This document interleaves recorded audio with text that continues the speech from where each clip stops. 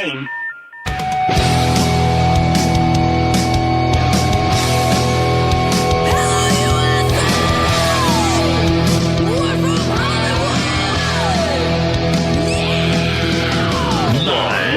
Freak Radio Network, broadcasting from the Lucas Oil Studios. Driven by General Tire. It's Speed Freaks. Motorsports Radio redefined with Kenny Sargent. We love to party. Crash Gladys. What are we doing for the bachelorette party? And Statman. I am serious. Here's the Freaks.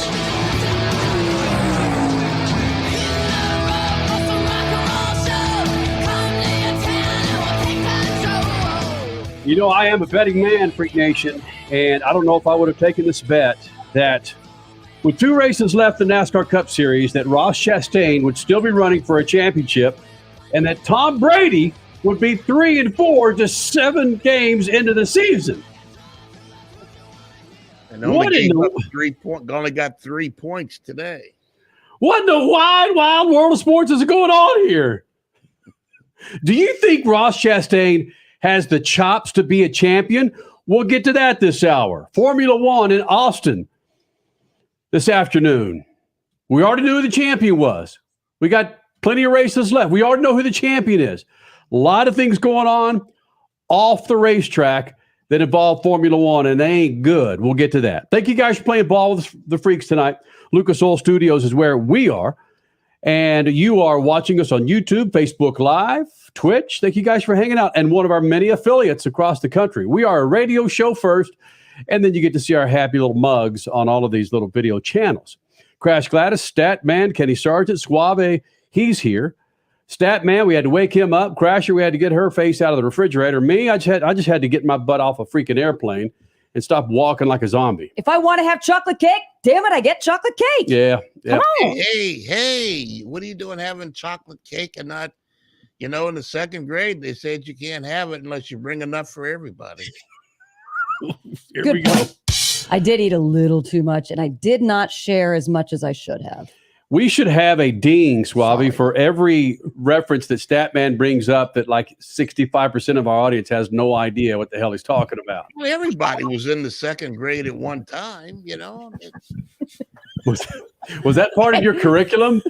Yeah, Statman? Reading, writing, arithmetic, and chocolate cake. Shared chocolate cake.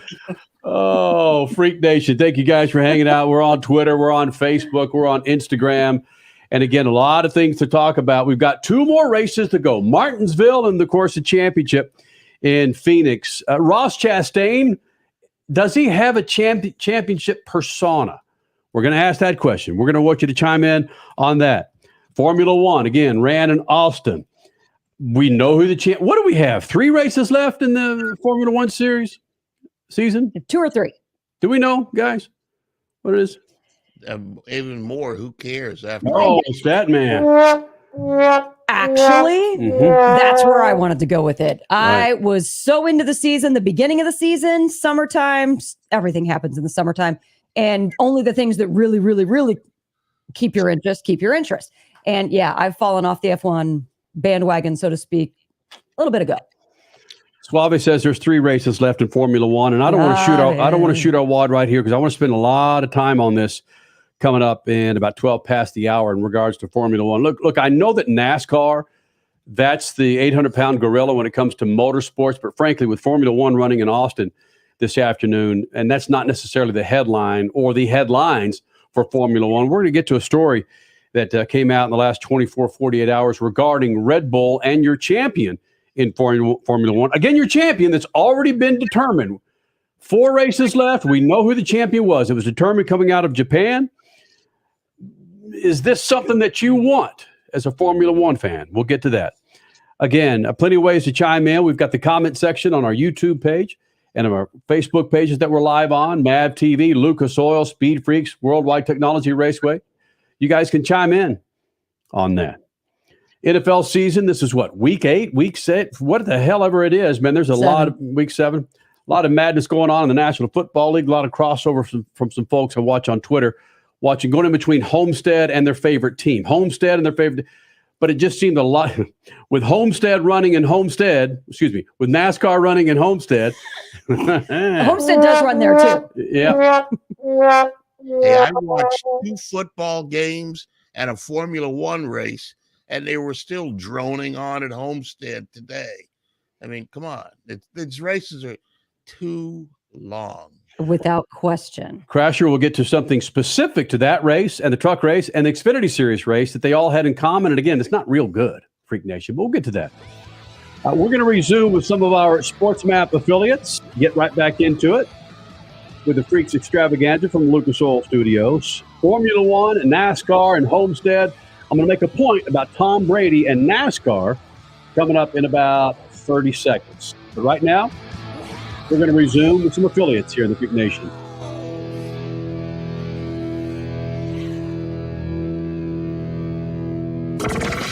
Speed Freaks, we promise to suck less. Speed Freaks, Motorsports Radio, redefined. The Freaks. Bringing in our friends at Sports Map Radio Network. How you doing, man? It's a Sunday night. We got Sunday night football. We had Formula One racing. We had NASCAR racing. We had monster truck racing that we'll get to hopefully somewhere in the show. Yeah. They've been overseas. Are you I said talking about monster truck. I know they've been overseas. The Feld series, the official Monster Jam. No, I was hanging out with my peeps, man. I don't know what kind of sign I'm trying to do for YouTube. What is it? I'm hanging out with my peeps. What is this? The double V sideways. Yeah. I don't know what that is. Ross Chastain, dude's running for a championship. If I would have said this, Freak Nation, Tom Brady, 3-4, 7 games into the NFL season, Ross Chastain running for a NASCAR championship with 2 races to go, which bet would you have taken? Right. Formula One, they've got issues. We're going to talk about those coming up in about 6 minutes. But I want to make this with our Sports Map Radio Network joining us at 6 past the hour. I want to make this comparison. What I saw on Twitter was a lot of folks going from the Tampa Bay, commenting on the Tampa Bay game and Tom Brady getting his ass beat by the freaking Panthers and the NASCAR Cup race at Homestead. Yeah, both instances are in Florida. The game wasn't played in Florida, but of course Tampa Bay is in Florida. And again, a lot of people jumping on Tom Brady's grave. You're done, man. You're done. You're the old man. You might be the GOAT, but you're done. Is Denny Hamlin done, Crasher? No. He faded there at the end of the race today, but no, he has been a front-running contender all season. No, he's not done. Why are you bringing his name up of all names? Bro, all I could hear, again, in between the naps of the NASCAR race today was Denny Hamlin complaining about his freaking car. And I can't get off on the restarts. Got issues, boys. Deal with it, man. Yeah, exactly. Right? Exactly. But that's part of a driver's resume, a race car driver's resume. Can you complain well? Like that. If you can, then you can be a professional race car driver. We're going to go to break here shortly, but Crasher, that's a great point. I love that. Can you complain well enough to earn extra points? We'll get to that coming up here in the Freak Nation momentarily. Speed Freaks, Motorsports Radio, redefined. General Tire was born more than 100 years ago, right here in America.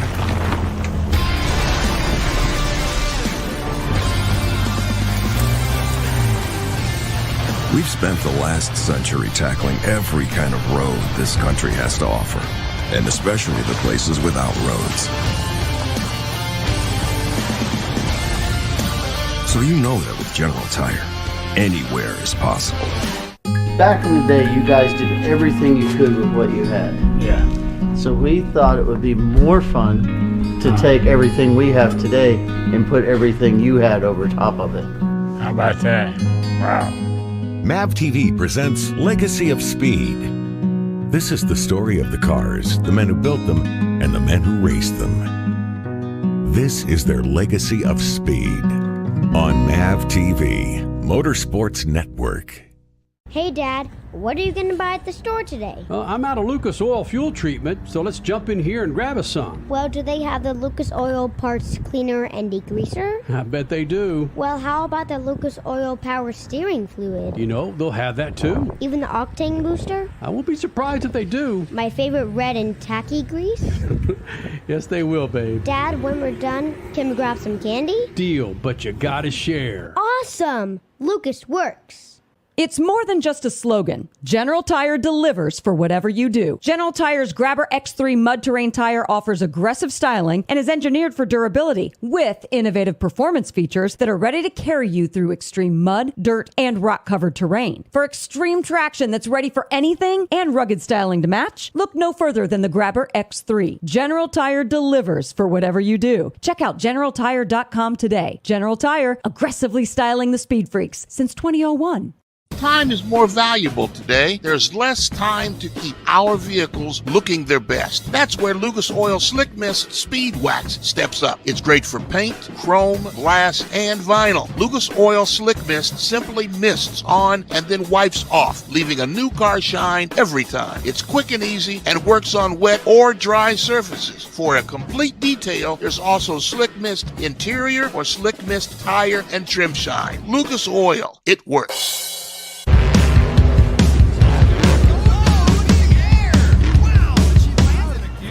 Lucas Oil, it works. I run Lucas Oil. It doesn't matter if you're on the water, driving to work, or competing in a sold-out stadium. Lucas Oil products will help you get the most out of your vehicle. Monster Jam has run Lucas Oil in and on our trucks for over 10 years. We wouldn't run anything else. Lucas Oil, the official oil of Monster Jam. You're listening to Speed Freaks Motorsports Radio Redefined.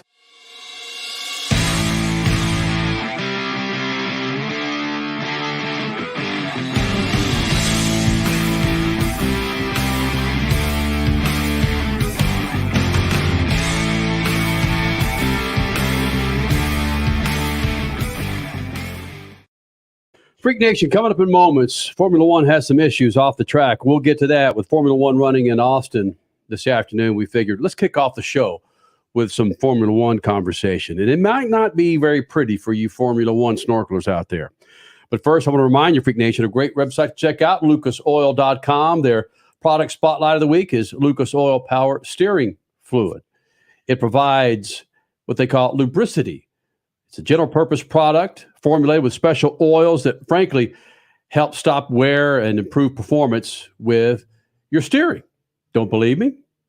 Go get it. For more information, go to lucasoil.com. Power steering fluid from Lucas Oil. 22 years from Lucas Oil Studios. And Statman, Crash, Suave, we got many folks listening to us and, of course, watching us on YouTube and Facebook Live tonight here in the Freak Nation. And many eyes here in this country were all on the capital of Texas. That's Austin. Formula One running on COTA.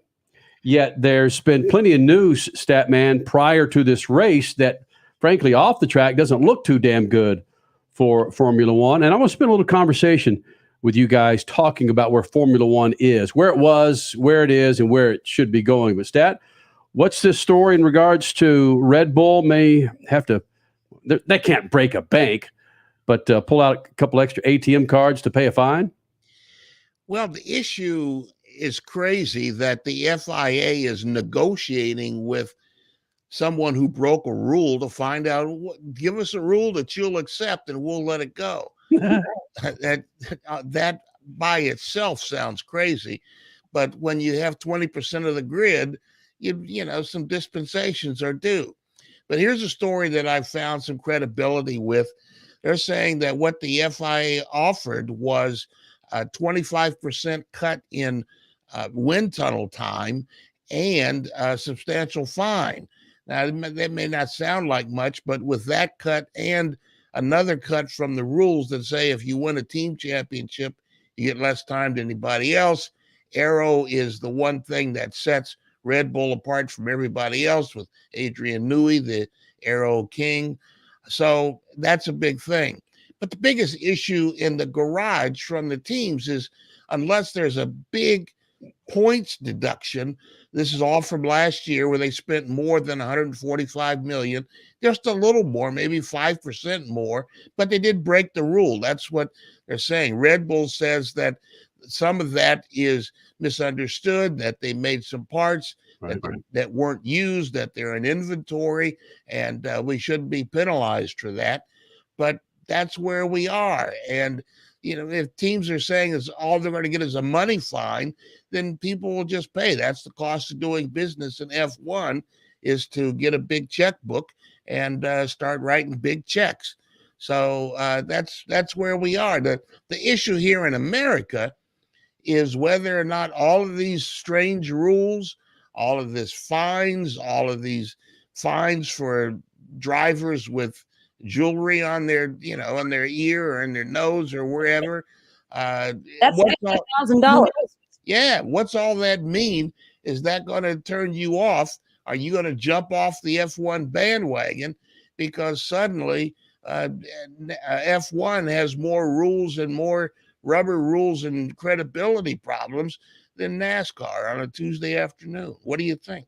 Crasher, you want it first? That last statement is interesting. More rubber rules than NASCAR? I don't think so. They might be approaching that. But what has soured me is just plain cheating. I don't care what the sport is out there. If it's Major League Baseball, if it's the NFL, you cheat, you're an ass.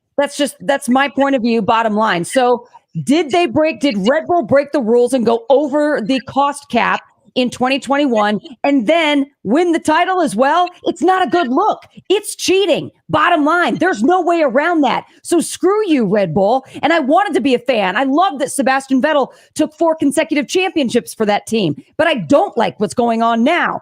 Don't go over the cost cap and then win the title. It's just a black eye on the sport. Forget that. I'm in agreement with so many of the drivers in the paddock that say you can't just fine them monetarily and you can't just take away, well, wind tunnel time is pretty significant, but take something else away from their future budgets. A current fine right now is just writing a check. That does nothing. But how can you? I say the same thing about the Dodgers and the Yankees. If we're going to compare them and hopefully equal other sports that we're fascinated with here in America, they do the same thing, but they go way over their line. They go way over their budget. They get their hand slapped. They got to pay a tax. Then that's on Major League Baseball. I mean, again, is it working that they just get their hand slapped and make them write a check? The Yankees are playing in the American League Championship Series. It's working. The Dodgers have made it to the playoffs. No, it's not working because they're showing that they can spend more money and continue to win championships. No, it's not working. Major League Baseball is failing in that regard, and that's the same road that F1 is going down. Yeah, well, look at the Golden State Warriors. They won the NBA championship last year, and they just, in NBA, if you go over the cost cap, you just pay a fine. It's a percentage of how far you went over, and you just pay some money and keep going. Maybe that's what they ought to have in Formula One. So what's the issue with this, Crasher? That they went over this gray area, this certain figure by a small amount? Yeah, it's not a gray area. It's an exact number. It's 145 million, 150 million. I think it's 150 million. What happened just a couple of years ago was teams were spending 350 million.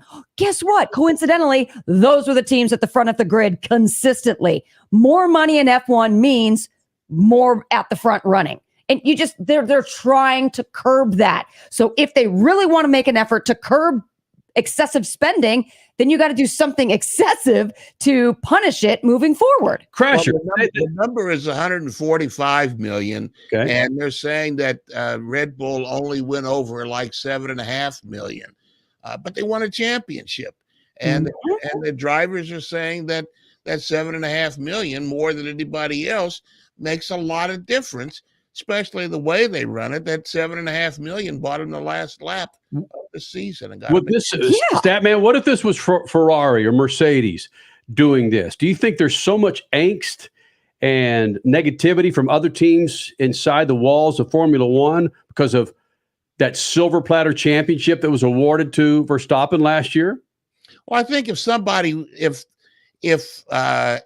Aero or Alpine had spent over the budget and finished in the middle of the field, nobody would be saying anything. They said, just rub their shoulders a little bit, make sure they can write the check and keep going. But if you overspin, you break a rule, win a championship, and then the people that make the rules go to you and say, what kind of penalty would you accept? Well, that's gone a little bit too far. They ought to have some rule to make it hard if they're going to say that this needs to be curtailed and they're going to stand by this, then they need to find a way to make it difficult and painful if they go over the cost cap. Crasher, I want to jump in here, okay? Mm-hmm. The cost cap doesn't bother me that much. I even took some notes on the airplane today of why I'm just pissed off at Formula One, how I had all four. Wait, you had to give yourself a notepad for why you're pissed off at Formula One? Hell yes. You see my life, right? Okay, valid, yeah. You want to see my freaking notes? Yeah, they're right there, damn it. The Formula One, I'm mad at you. Yeah, go on. Yeah, because you know that Liberty Media is really monitoring this show right about now. The overspending doesn't bother me, frankly. The scam championship last year was a huge disappointment for me. Huge disappointment. So much so they go out and fire the dude who's responsible, but they don't take any. How do I say this for radio without getting? They're not preventing it from happening in the future. Well, no, they should have just kicked the ass of this guy. All right, should have beat his ass. It's ridiculous. All right, that's the big issue I have with him. On top of Las Vegas, Richie, give me a figure. What are the tickets going for Las Vegas? Come on, let's go. They haven't officially been released yet, but we're expecting it to be in like the 5 digits, probably somewhere around there, a couple $1,000. Well, it costs $7.77 just to get in line to buy a ticket. This is so NFL Super Bowl and even the playoffs to a degree where you have two teams in the Super Bowl where probably 70% of the stadium has no attachment to that team. Maybe 30% of that stadium has attachment to both of those teams. These are corporate punks that are taking these seats, and sponsors and executives that are taking these seats of everyday people that like to spend $100, $200, $300 to see their team in the G-damn Super Bowl. So I say, Verstappen, win the championship with 6 races left, and screw Las Vegas. Screw it. You know Wait a minute. No, don't say screw Las Vegas because Miami screwed the public as well. Screw Miami too. Hell, give the championship to Verstappen, the first race of the year. Damn it, you might as well have done it and saved people a lot. Let me show you something. This is what I was doing last night, 10:30 Central Time at Lucas Oil Speedway.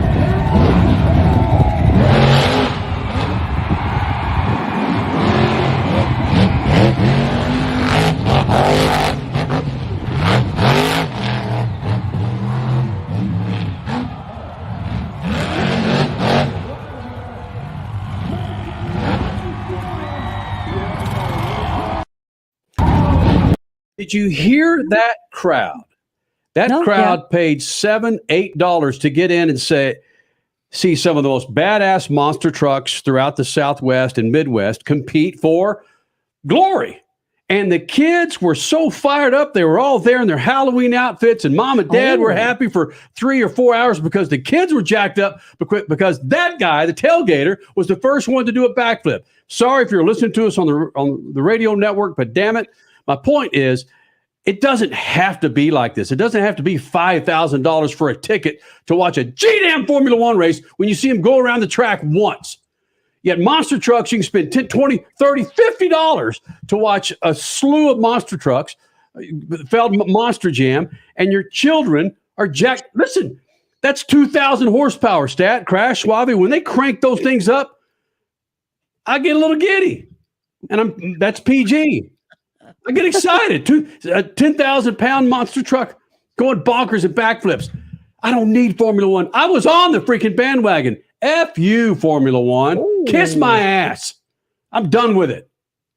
Okay, and it all started with last year's championship. That was ridiculous. I wanted to see some, here's a popular word, reparations for Mercedes-Benz or something. It was so stupid and evident that these guys screwed. I don't have Hamilton gear behind me. I got Ricky Carmichael and Pele, and I'm not a Hamilton snorkeler like one person on this show. Wait. But it didn't even take. They screwed him. They did. You could be blind and see that they screwed Lewis Hamilton last year. Yes, there is no arguing that. Anybody who wants to come at us in the comments, there is absolutely no arguing it. Michael Massey, the race official, was fired because of it. That never should have happened. Even the anchors at ESPN, when they came back from the show, the first thing the guy said was, "Lewis, you got screwed." Yes. In other news, and they kept going. That meanwhile, Formula One will then fine Lewis Hamilton this year because of a nose ring and still not take care of what's actually going on, cheating behind the scenes that affects performance. Yeah, you're screwing your fans, not just with high ticket prices, but with absolutely ridiculous decision making going on. And we were praising this series 2 months ago, praising you, Formula One, saying how much you were kicking the ass of IndyCar. And now we're pissed. We're back to being pissed. I'm curious to see what the TV ratings were for the U.S. Grand Prix when we get them probably coming up tomorrow or Tuesday. Because remember, Miami Grand Prix was one of the most watched Formula One races in history. ESPN officially announced over the weekend that they've renewed their partnership through 2025, completely commercial free, keeping the Sky Sports coverage. So I wonder if, and you guys have mentioned this before, is at some point Formula One is going to reach that saturation which NASCAR reached back in the early to mid 2000s, where it reached its peak and it just couldn't go any further, and then it's been on the decline for about a decade now. And I wonder if we're slowly getting to that point with Formula One. I think we're still on the uptick right now in the United States, but at some point it's going to start declining. And for now, at least, the Vegas race coming up, I think that might just be the peak. We get to that Vegas race next year. It goes off great. It sells out. People are excited about it, and then we already have a champion decided, so it just kind of falls off a creek. But I was watching the Grand Prix today. I was watching the U.S. Grand Prix over NASCAR, over the NFL today.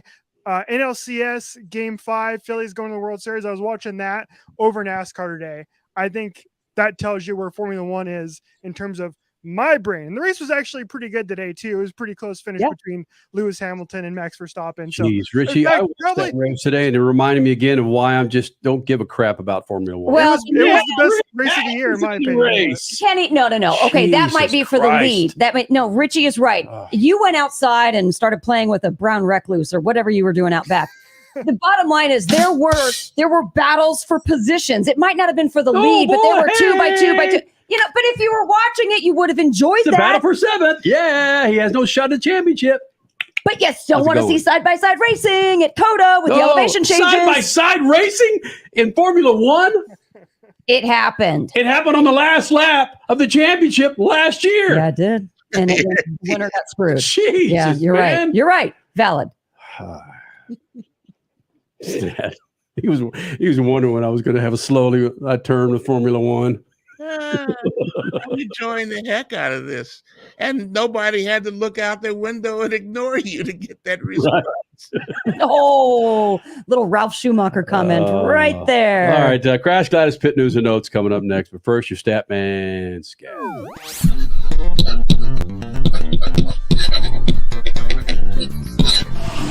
Family Friday this week, got a call from a cousin as I was headed home from lunch. Cousin was alerting me about family that was racing nearby motorcycles in Xenia, Ohio. After a quick U-turn an hour down the freeway, I was there watching Don Chavis mentor his nephew Jonah, National Hot Rod Association bracket racing on motorcycles. I'm told the heavy hitters were there. Don is helping Jonah make the transition into National Pro category racing. Don has raced in Pro Stock motorcycle, but now he's just helping Jonah. Must have worked. Don went out early on Saturday, but Jonah was the top qualifier. Got to the final 4 before a distraction from a course worker took him out of the running. Don must be a good teacher.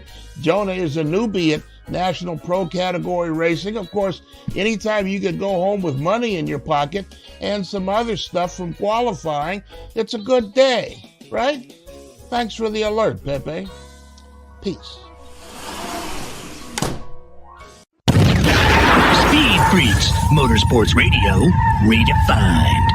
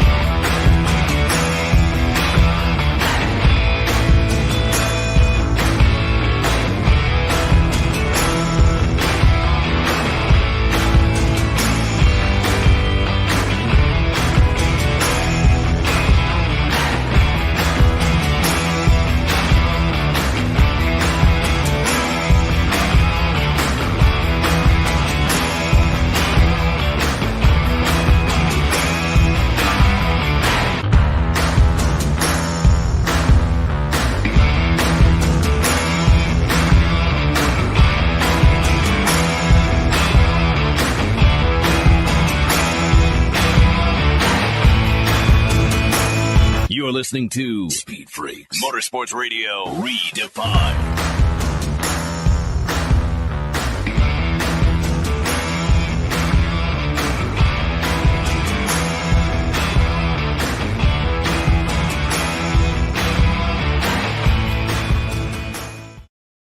Freak Nation, what if I told you could save up to $100 with a new set of tires? Well, frankly, you can. Now through the end of the month, through October 31st, by 4 qualifying General tires for your SUV, passenger car, and you'll get up to $100 back. For more information, the smart thing to do, go to our website, speedfreaks.tv, hit the General Tire logo, bam, it'll take you right to generaltire.com.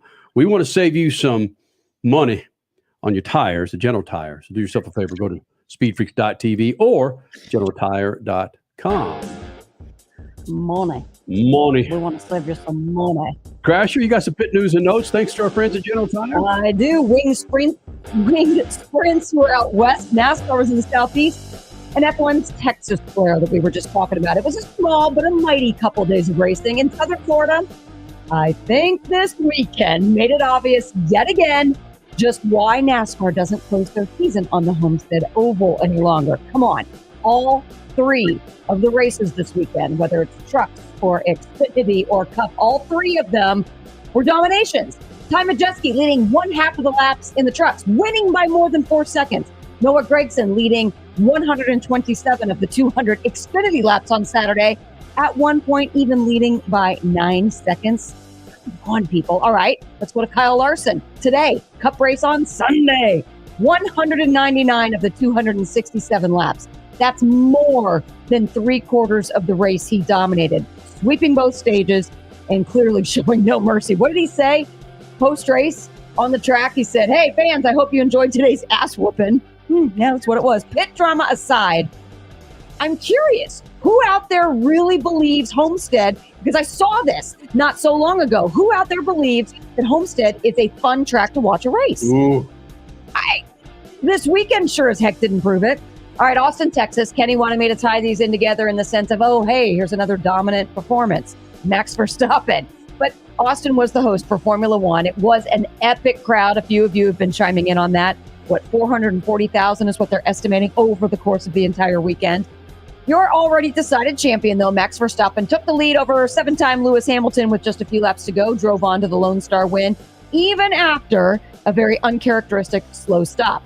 Now, love Max or loathe him, it was fitting for Red Bull to take the win on the weekend when Red Bull founder Dietrich I knew I was going to do that. Mateschitz died just one day prior. He died yesterday at the age of 78. Yeah, so that's obviously not something that we want to. I mean, it was sad. Yep. Trophy Cup weekend in Tulare, California, benefiting the Make-A-Wish Foundation. Shane Golobic was your overall points champ. Zeb Wise took the big win on the final night last night. Again, all funds benefiting Make-A-Wish Foundation. Head to Tulare's website, Tulare Speedway, I believe it is, .com, for more information on how you can donate and for more information on, well, let's see, there was a rally race this weekend in Spain, other races that went on throughout the country, racer.com and speedsport.com. Thank you, General Tire, for making this thing possible. Her name is Erica Enders. She's a badass. She's running for her 5th NHRA Pro Stock Championship. And the story she tells about getting jacked with is incredible by a former crew chief. Whoa. Drop that bomb at this blip. Okay, I see where we're going with this. So, yeah, man, Erica Enders, NHRA Pro Stocker. She joins us next here in the Speed Freaks and the Lucas Oil Studios. Speed Freaks, Motorsports Radio, redefined. General Tire was born more than 100 years ago, right here in America.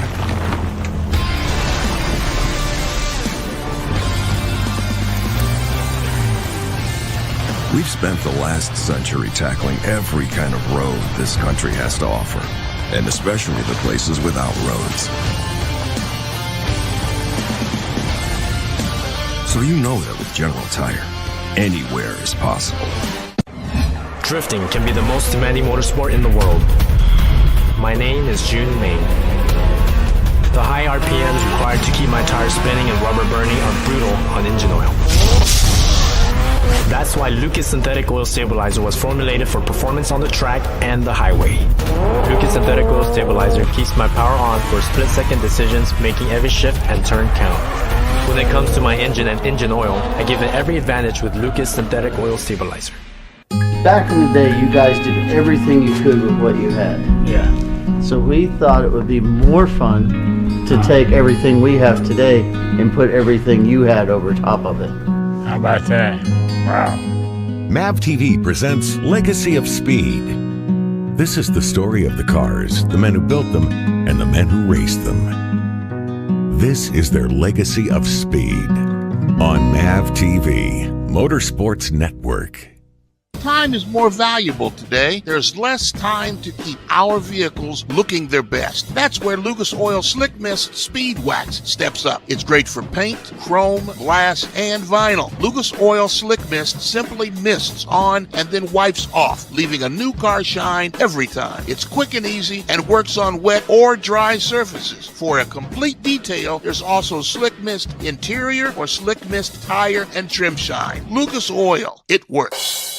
Hey, Dad, what are you going to buy at the store today? I'm out of Lucas Oil fuel treatment, so let's jump in here and grab us some. Well, do they have the Lucas Oil Parts Cleaner and Degreaser? I bet they do. Well, how about the Lucas Oil Power Steering Fluid? You know, they'll have that too. Even the Octane Booster? I won't be surprised if they do. My favorite red and tacky grease?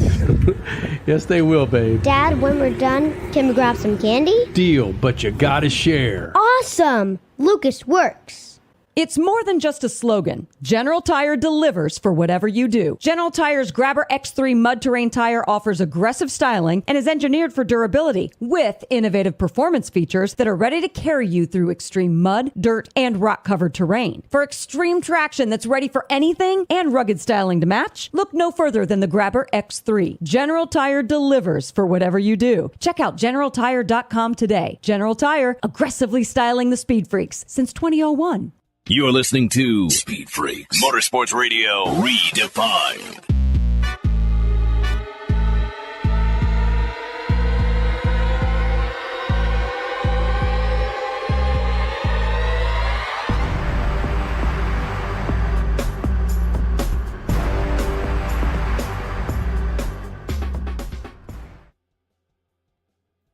$22 years, going on 23 years of Speed Freaks from the Lucas Oil Studio. Statman, Crash Gladys, Kenny Sargent. We're all here, man. The website, speedfreaks.tv, Twitter, Facebook, Instagram. And for those of you watching us on YouTube and all of our Facebook pages, how you doing, man? Good to get this woman back here in the Freak Nation. And I'm curious, Erica Enders running for her 5th NHRA Pro Stock Championship. Erica, 22 years ago when we started Speed Freaks, were you even collecting money for winning races back then? As a minor, yes. I started racing Pro Stock 18 years ago. Prior to that, I drove Super Common Super Gas for 5 years and junior dragsters for 9. So I'm working on year 31 behind the wheel of something, but been a fan of y'all's for ever since. Erica Enders, again, running for her fifth NHRA Pro Stock Championship, and I'm afraid to turn this over to Statman, Erica, because I think you're quietly paying this guy underneath the table, because I haven't found anyone a bigger fan than Statman. Oh, Greg Anderson's kids. Oh, I mean, they wear Erica Enders shirts in the pits, right? I don't think so anymore. Yeah, my dad probably had something to say about that. Yeah, right. Probably.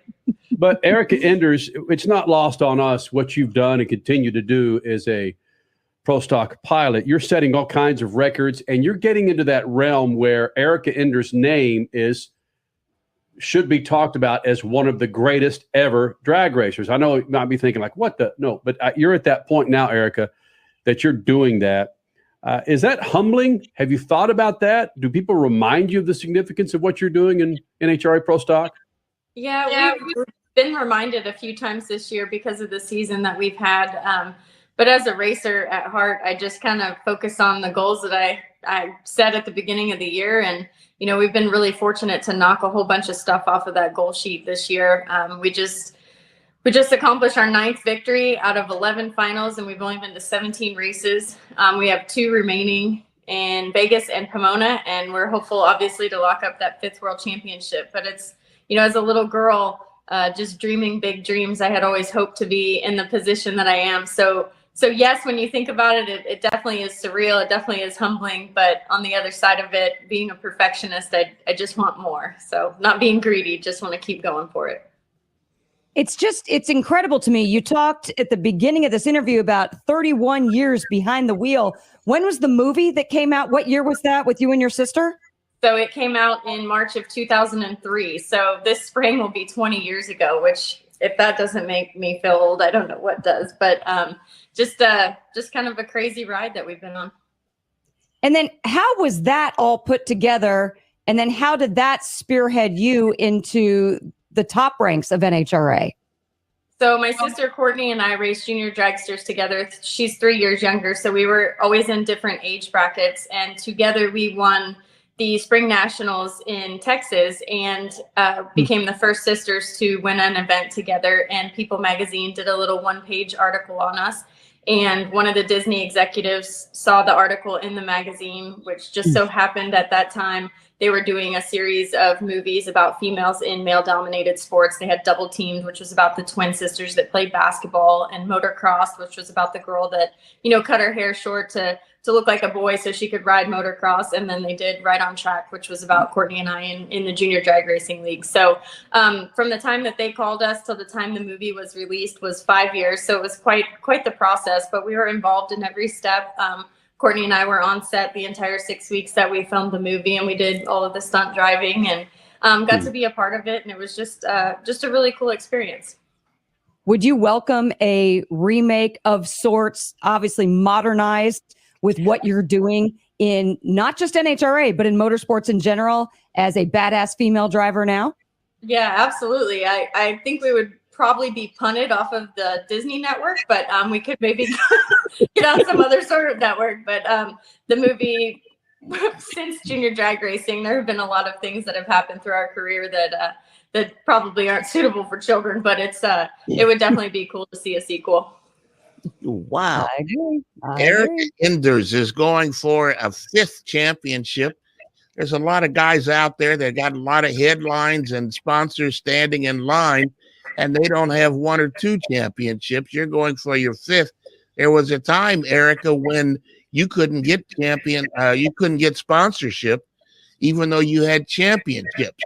I would assume those days are gone. Well, finding marketing partners and sponsorship dollars are probably the most challenging part of our business. We've been really blessed with some great partners over the years. I have Melling Performance, Gallagher, People Lease, C-Tech, CHE, a bunch of guys that make all this possible. High Performance Lubricants, Mark Stockseth.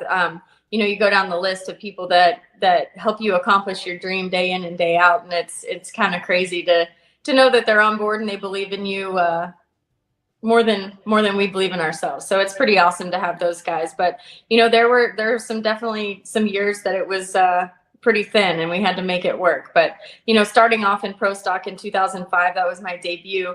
We went 7 years without a win. So there was a lot of those valleys that make these peaks that much sweeter. So it's been a long road, but a really fun one. Wow, once you won, they couldn't grab it out of your cold dead hands, for crying out loud. You've been beating them up for a long time. You mentioned dreaming, and I fought the urge to ask you this, but it keeps coming up. You do dream, evidently. What do you dream about? I dream about being the best there ever was, and that's been my goal since I started. Very tall order, obviously, with the talent that our sport has seen, especially in Pro Stock, with the likes of Bob Glidden and Warren Johnson and Greg Anderson, who's still competing. It's just crazy. But as a little girl that raced junior dragsters and watched my dad, grew up at the track watching my dad race sportsmen, it's just something that I always wanted to do. I just third grade project, right? Kids are saying, yeah, I want to be an astronaut or a doctor or a lawyer. I always wanted to be a race car driver, and here we are. So those were the dreams that I had, and I'm getting to walk them every single day, and I'm super blessed for that. Wow. So when you wake up in the morning, those are really dreams you had the night before? You don't dream about beautiful skies and lollipops? You dream about...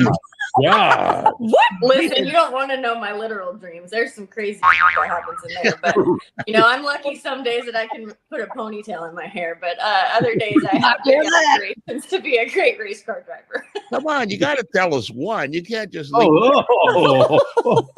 I have this reoccurring dream that I'm like trying to get suited up and get in my race car, and I can't get my belts fastened quick enough, and I can't get my helmet on, and they're waiting for me, and I'm gonna miss the call. And it's kind of like one of those nightmares that you have when the bad guy's chasing you, and for some reason you can't run and you can't scream. It's one of those deals. But that dream happens a lot, that I can't get in my car fast enough to get up to the starting line. Hey, I've got something for you. Her name, of course, is Erica Enders, running for her 5th Pro Stock Championship, and from all intents and purposes can wrap it up in Las Vegas before Pomona. Again, look what John Force has done. Let's put that out of the picture. But look what if you had the setup and the setup, or maybe the mentality, or those 7 years when you didn't have a win or a championship, what was missing? Why didn't you win races or championship those first 7 years compared to where you are now? I think, having more seat time obviously makes you a better driver. It's like if you play a stick and ball sport, if you practice every day, you're obviously going to get better. So over the years, the seat time obviously taught me to be a better driver. Coming from behind in a car that typically couldn't qualify when we set foot on the property, and having to rise to the occasion and have really good reaction times. And then, of course, all of the races that I didn't qualify, just went up there and sat on the wall and watched these other pro stock drivers, what they were doing, what they liked, what they didn't like, what their tendencies were. All of those years and all of those things made me a better driver. So I would attribute the lack of success to inexperience, maybe not having the right group of people around me, because the people are the most important part of the puzzle. Not taking from the groups that I raced with before, but just kind of finding your way, and that chemistry that you can't buy or create is just natural, and that's something that we are really lucky to have here at Elite. And another thing about the people is the guys that I work with, none of them are trying to stab me in the back or snake my ride. They don't want my seat. That's stuff that I had to deal with at other teams. So being able to just get in the car, focus on what I have to do, having the right people around me, and just, of course, hard work. All of those things made us a lot better. But those rough 7 years at the start were a great learning experience, and absolutely the reason why I am the driver I am today. Erica Enders, 4-time NHRA Pro Stock Champion, going for her 5th. Again, can wrap it up in Las Vegas, joining us here, Lucas Oil Studios. I'm going to go back to the one thing you said. We forget about in sports how, I don't care if you're a receiver for the Cardinals or the starting point guard for the Dallas Mavericks, there are people gunning for that position, whether on the practice team or someone on the bench. When you said people trying to snake the ride out of you, it reminded me that, yes, it's your seat isn't secure. So that's another thing that you've got to carry with you to that starting line. But to work with people that are after your seat, that actually happened to you. And how did you find out that these people were trying to get into your seat? It was definitely interesting, but it's just another lesson on why you don't quit. In 2013, when I was driving for Victor Cagnazzi, some things happened throughout the season when a crew chief of mine would drive occasionally. And then we got to Las Vegas, and Richard Freeman at Elite had been talking to me, and he's like, you should come drive over here. And I'm loyal to a fault. So I was like, no, I love where I'm at. I got to work through that. And you got to break up with one boyfriend before you go out with another. So, it all went down in Las Vegas, and some things happened that, guys that work on my car while we were still in the points to be able to be capable of winning a championship. I believe we entered Las Vegas in 3rd, and a couple of my guys that worked on my car went over and helped another guy who ended up winning the race. And it just showed me that there was absolutely no loyalty except for my own. And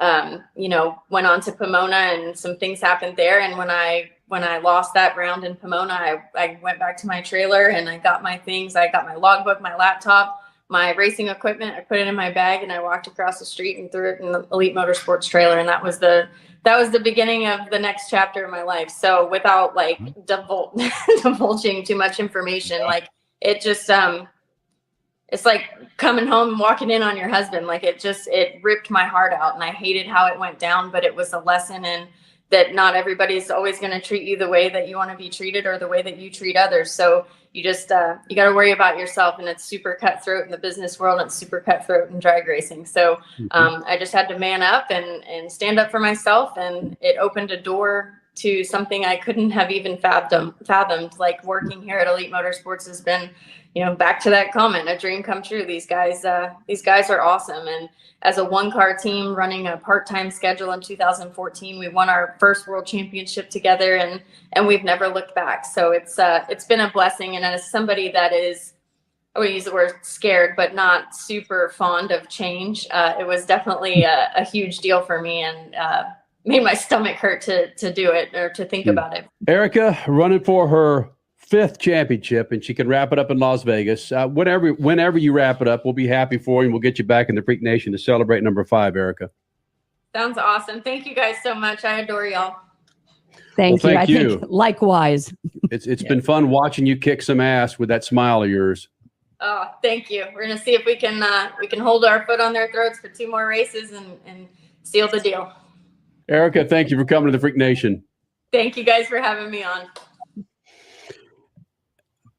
I hope by the time that we call it a day for Speed Freaks that we're not saying a woman winning a championship, but my gosh, 5 championships in arguably, I know we got a break, arguably the most competitive class in all of drag racing. Mm-hmm. She'll get hopefully she will wrap number 5 this coming up weekend. Wow. More Freaks next. Speed Freaks, Motorsports Radio, redefined.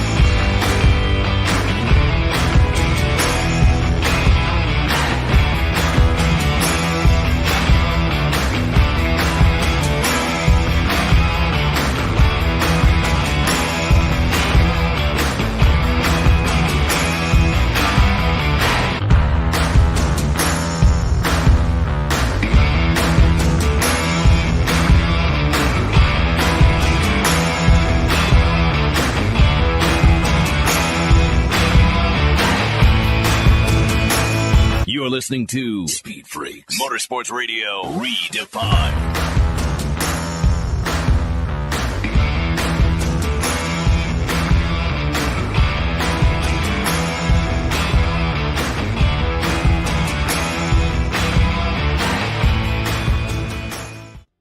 Lucas Oil Studios, Freak Nation, 22 years of doing this, on to our 23rd, and Erica Enders joined us last segment. We've got WWE Superstar Raquel Rodriquez next hour and a NASCAR champion. There's no one cooler and calmer than this dude, not even Tyler Reddick. He joins us next hour. Richie, we got about a minute and a half. Then let's go to the poll, because that's not what I was going to do, but it's okay.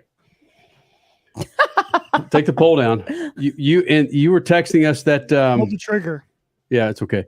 That Erica Enders Disney show was the one that was your first motorsports movie that you watched from Disney. Yeah, Right on Track, starring Brie Larson, who went on to win an Academy Award. She's now in the MCU. But yeah, my sisters and I loved watching Disney Channel movies when we were kids. Right on Track was one of them. She mentioned Motocross. Was another one, and there was another one with Frankie Muniz who was in. That was motorsports related. And yeah, that was my introduction to motorsports for the most part. I was watching those Disney Channel original movies back in the day. So I thought it was kind of cool that she brought that up. And it's coming up on the 20th anniversary of the movie, which is just insane. It makes me feel really old. No. You just liked watching that nice looking woman racing a car. That's what you like. And winning. Yeah. That man, if you only knew. All right, man. Coming up next hour, Raquel Rodriquez and a smooth customer when it comes to NASCAR. Who is it? Stick around. You're going to find out. Speed Freaks Motorsports Radio Redefined.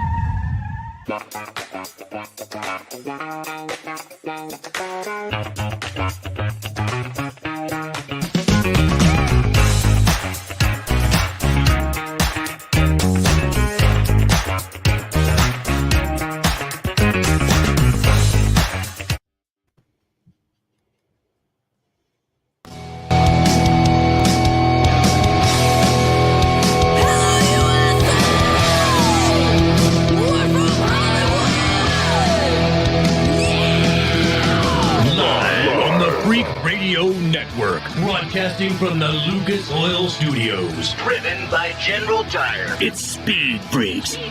Motorsports Radio Redefined with Kenny Sargent. We love to party. Crash Gladys. What are we doing for the bachelorette party? And Statman. I am serious. Here's the Freaks.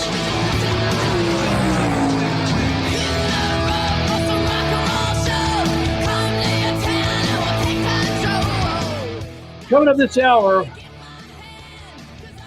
her popularity continues to rise. Raquel Rodriquez, the author of the Tejana Bomb from the WWE. She will be here in the FreakNation.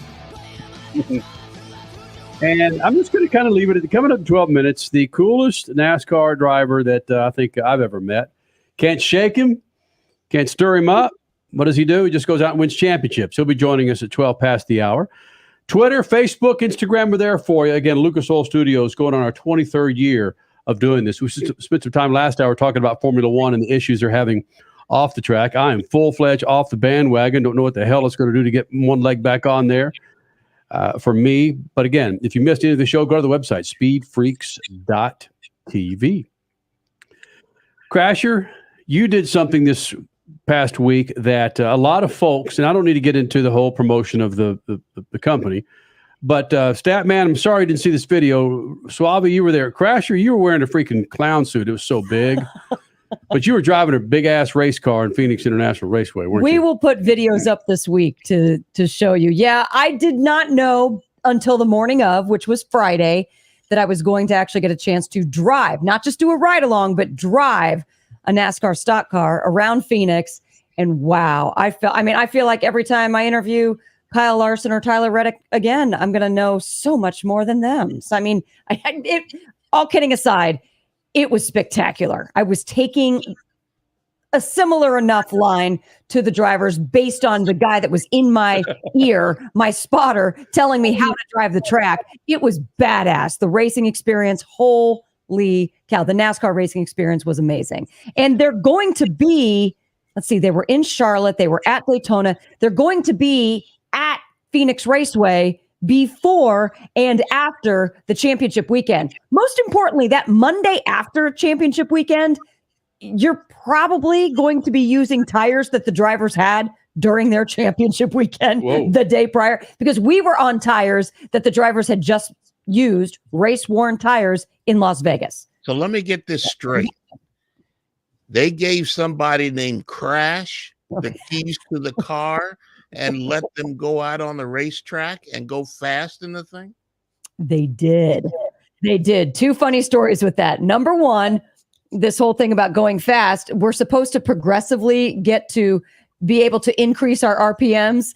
The first 2 laps, they were like, ma'am, you can't go that fast yet. You need to watch your RPMs. You need to watch your RPMs. And I'm like, damn it, I can't do this. You let him call you They man? actually called me Crash. I think one time he said, ma'am, and I said, my name's Crash. And he said, oh, yeah, that's right. Okay, Crash, you need to slow down. And I'm like, I can't. That's just not in my DNA. Second funny story, when I got out of the car, Julie Giese, president of Phoenix Raceway, came immediately up to me. She goes, oh my gosh, I have to tell you, I almost had a heart attack. All I heard on my radio was crash on the racetrack. And all I could think about was, this is my racetrack. What's going on? And I'm like, oh yeah, minor detail. Sorry. Badass. So yes, they did. They allowed Crash to drive a race car. Suave, why didn't you drive the car as opposed to a ride along? You sat there with your legs up on the freaking window, just smoking a heater? I was way too scared to actually drive a race car. First of all, everything was manual transmission. Being a millennial, I have no idea what I'm doing. So I'm glad they didn't let me touch one of those things, because I probably would have burnt the damn car out and they never would have been able to drive the race car again. So I had to ride along instead. And my driver, the guy that was taking me around the track, just happened to be a NASCAR Cup Series champion, Dale Jarrett. And it was awesome. It was super incredible. Nice. We were the fastest car on the racetrack, and we were buzzing by people like it was out of style. It was awesome. It was incredible. And the video is going to be up coming up later this week at SpeedFreaks everywhere, Instagram, Facebook, all that stuff. Check it out. You got to get close to the wall. I didn't quite. I had to stay 6 feet above the yellow line when I was on my low line, and I had to be, this still makes me laugh, 10 feet away from the wall on my high line. Jeez. That was hard. Yeah, the guy, when we did that at California Speedway, the guy tried to tell me that, and I said, yeah, okay, fine. And I just drove up there anyway. Sorry. Watch this. Got the stat man, baby. All right, man, we're going to bring in another round of affiliates and get right back at it here to the Lucas Oil Studios, FreakNation.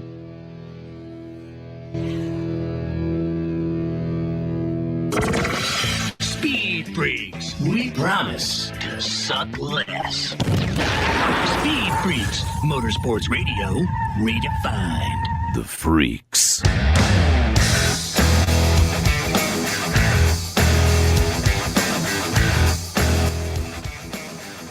Bringing in our friends at Sports Map Radio Network. How you guys doing? The second hour of Speed Freak. Coming up this hour, WWE Superstar Raquel Rodriquez. She'll be here. And a NASCAR champion that, frankly, I don't care what you throw at the guy. He doesn't stir. He's so calm. He's so cool. And he's probably, what is he, 21? That's all. Is that right? He's a youngin'. Yeah. So, yeah, man, Speed Freaks on a Sunday night, Lucas Oil Studios. The first 6 minutes of the show, we were talking about Crasher and Richard C. Suave, part of the NASCAR racing experience at Phoenix International Raceway. Crasher actually drove the damn car. Yes, Crash was on the track. Crash, right. Yeah. Scared the president of Phoenix Raceway. Because? Oh, we have a crash on the track. Wait, what? No, Crash is on the track. Wait, huh? Yeah. Sorry. All right. But that's, look, when you get a chance to hop in a big boy race car, Stat and I had a chance to hop in a big boy NASCAR truck series car at California Speedway. Crasher, you of course hopped in the number 69 car. Of course. Nice. We were wondering who was going to be in that car. It ended up being the smallest one. So all the girls went in there. Oh, really? Mm-hmm. All right. Well, real quick, here you go. Okay, hold on a second. For our radio affiliates, my apologies. Just imagine Crash getting out of a race car after driving around for about 10 minutes in a freaking clown suit. The fire suit is ginormous. It's huge. Yeah. It is absolutely huge.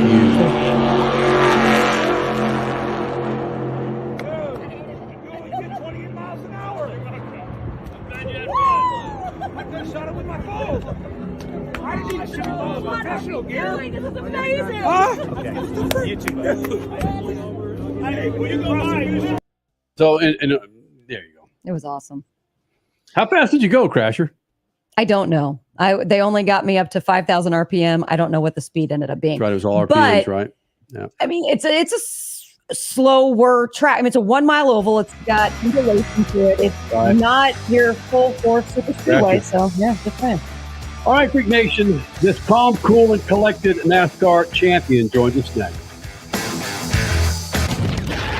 Speed Freaks, Motorsports Radio, redefined. Hey, Dad, what are you going to buy at the store today? I'm out of Lucas Oil fuel treatment, so let's jump in here and grab us some. Well, do they have the Lucas Oil parts cleaner and degreaser? I bet they do. Well, how about the Lucas Oil power steering fluid? You know, they'll have that too. Even the octane booster? I won't be surprised if they do. My favorite red and tacky grease? Yes, they will, babe. Dad, when we're done, can we grab some candy? Deal, but you gotta share. Awesome! Lucas works. General Tire was born more than 100 years ago, right here in America.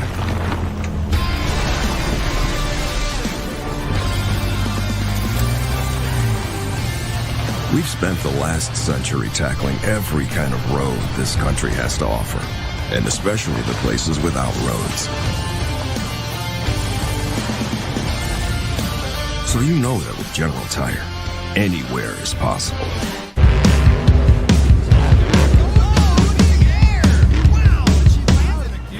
Lucas Oil, it works. I run Lucas Oil.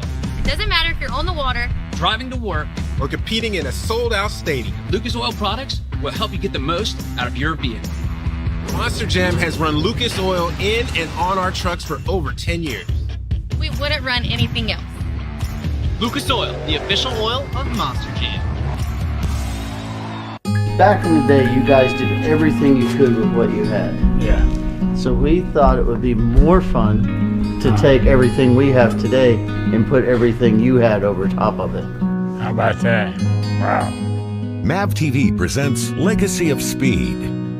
This is the story of the cars, the men who built them, and the men who raced them. This is their legacy of speed on MAV TV, Motorsports Network. It's more than just a slogan. General Tire delivers for whatever you do. General Tire's Grabber X3 mud terrain tire offers aggressive styling and is engineered for durability with innovative performance features that are ready to carry you through extreme mud, dirt, and rock-covered terrain. For extreme traction that's ready for anything and rugged styling to match, look no further than the Grabber X3. General Tire delivers for whatever you do. Check out GeneralTire.com today. General Tire, aggressively styling the speed freaks since 2001. There is less than 1/100th of an inch of motor oil protecting your car's engine. Friction and heat causes engine oil to experience thermal breakdown, weakening its ability to protect the engine and its parts. Lucas Heavy Duty Oil Stabilizer is specially formulated to resist thermal breakdown, protect vital engine parts, and extend the life of your engine. It also stops smoking, knocking, and oil consumption in worn engines. Lucas Heavy Duty Oil Stabilizer. Keep that engine alive. You're listening to Speed Freaks, Motorsports Radio Redefined.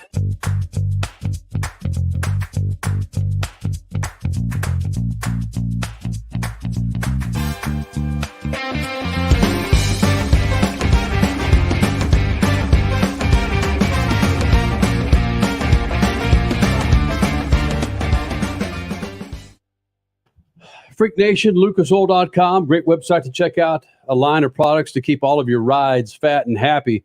The product spotlight of the week this week at lucasoil.com, power steering fluid. Lessens the friction based with oils and additives to help stop wear and improve performance, seals and helps prevent small leaks. Check it out, man. LucasOil.com, power steering fluid. That's Lucas Oil, power steering stop fluid. Coming up in about 15 minutes, we're going to get into the conversation in regards to Ross Chastain.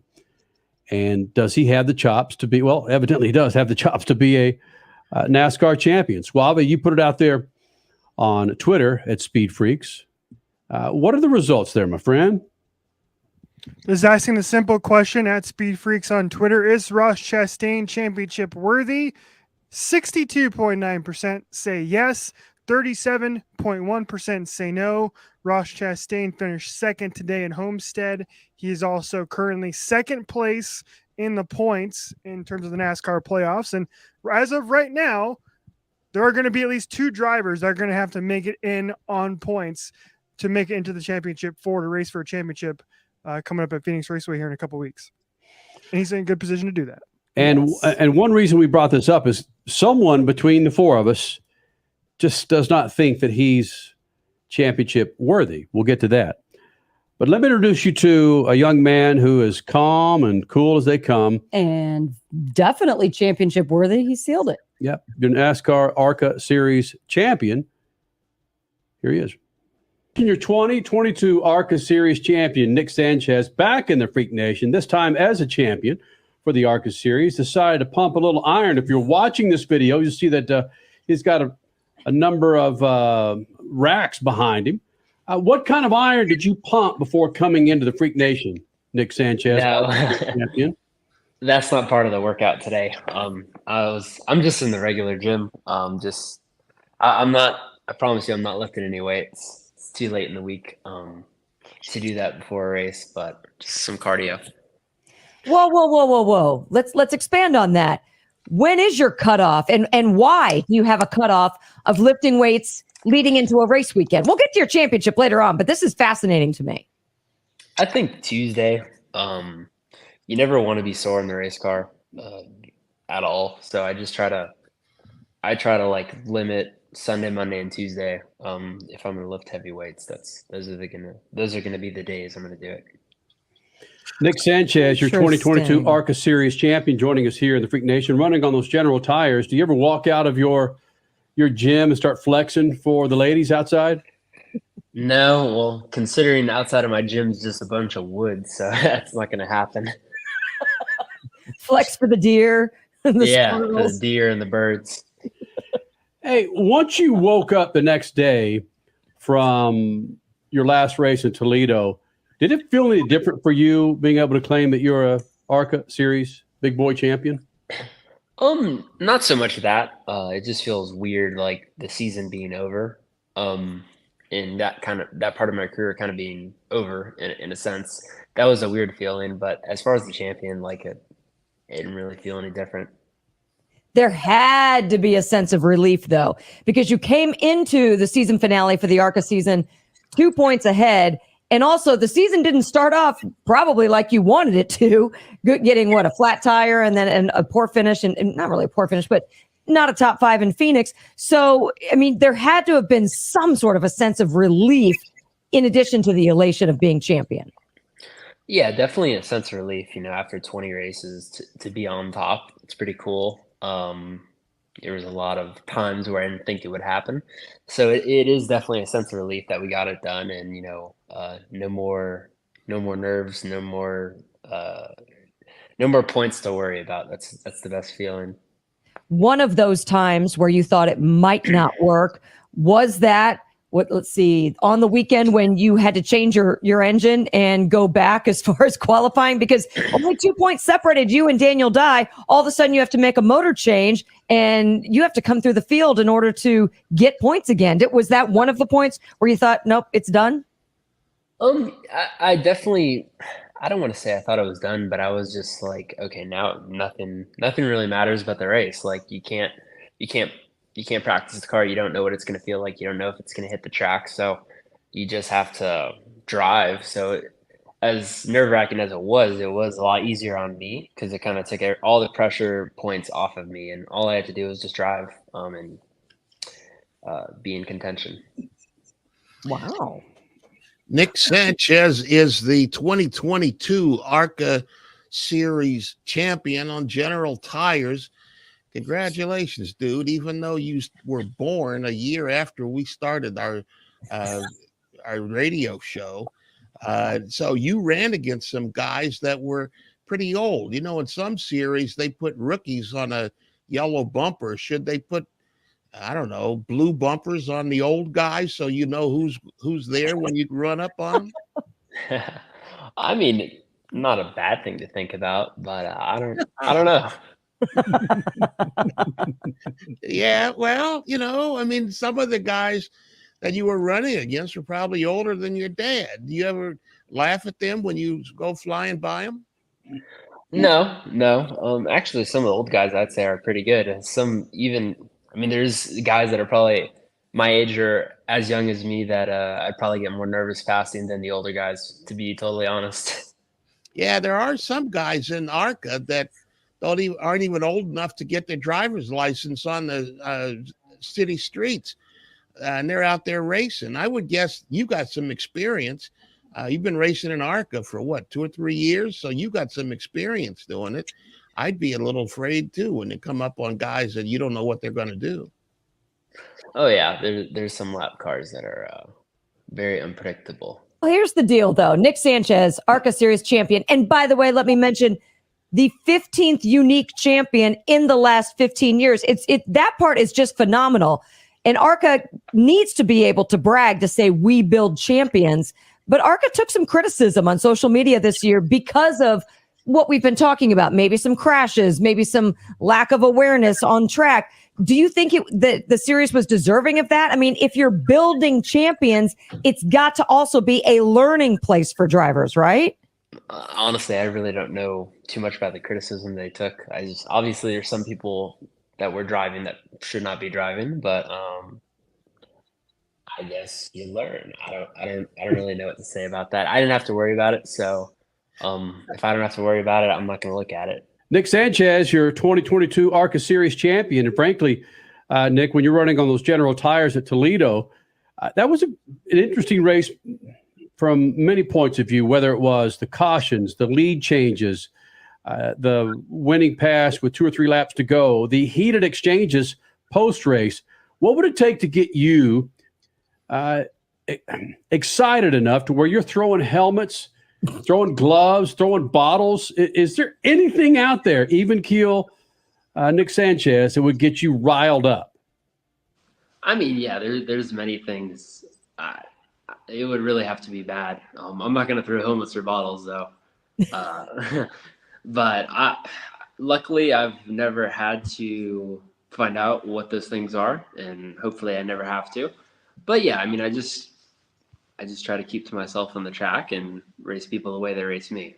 Keywords right there on the track. Your demeanor is very similar to Tyler Reddick, and again, you can't shake Tyler Reddick, who again at one time was contending for a Cup championship. I don't know what it is. And you guys, you're running race cars, you get fired up, you're bumping and banging, and how you can preserve your sanity from time to time. Speaking of, what's in the future for Nick Sanchez for 2023? Some very exciting things. I think it's going to be a really, really, really good year. Oh, gosh. He can't announce it yet. He can't announce Probably it. the 20th person asked that. So right. I'm sure you're like, I'm not cracking now. I hate to say it. So you're going to be running for a Supercross championship next year? Is that right? Yeah, of course. Good. Right. For Yamaha. Right. Okay. Is that while you're running the NASCAR Truck Series? No, maybe like supercars in Australia. Well done. All right. How is your mom celebrating? Again, when I caught her celebrating that win at Talladega, I was fan-freaking-tastic. How is your mom celebrating your championship, Nick Sanchez? She's enjoying it. She's happy for it to be over because of her nerves and the constant, oh, you better win the championship. You better win the championship.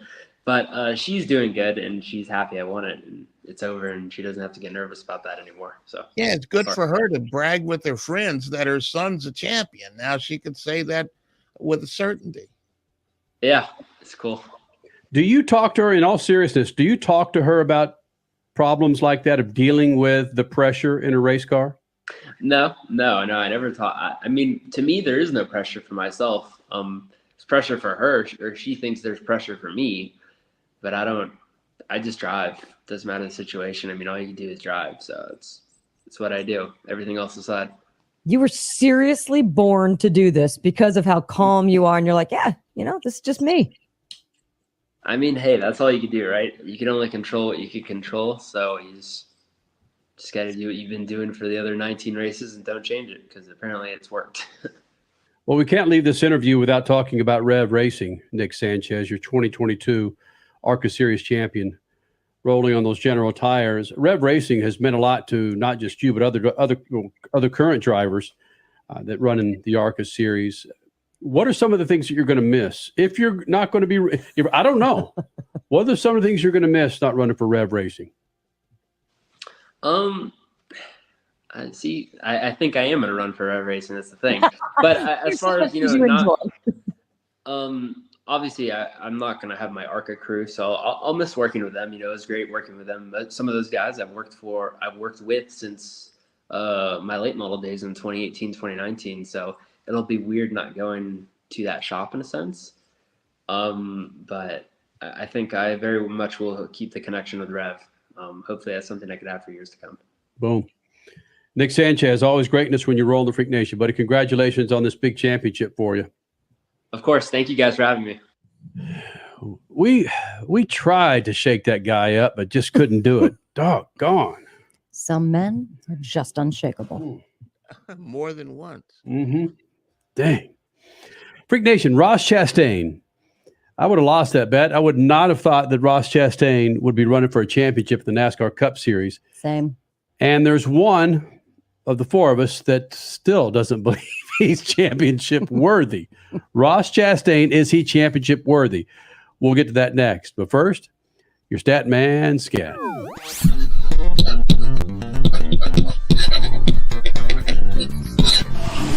Family Friday this week. Got a call from a cousin as I was headed home from lunch.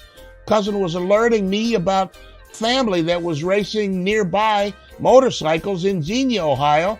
After a quick U-turn an hour down the freeway, I was there watching Don Chavis mentor his nephew Jonah, National Hot Rod Association bracket racing on motorcycles. I'm told the heavy hitters were there. Don is helping Jonah make the transition into National Pro category racing.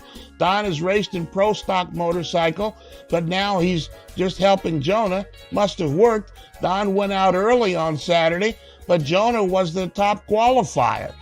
Got to the final four before a distraction from a course worker took him out of the running. Don must be a good teacher.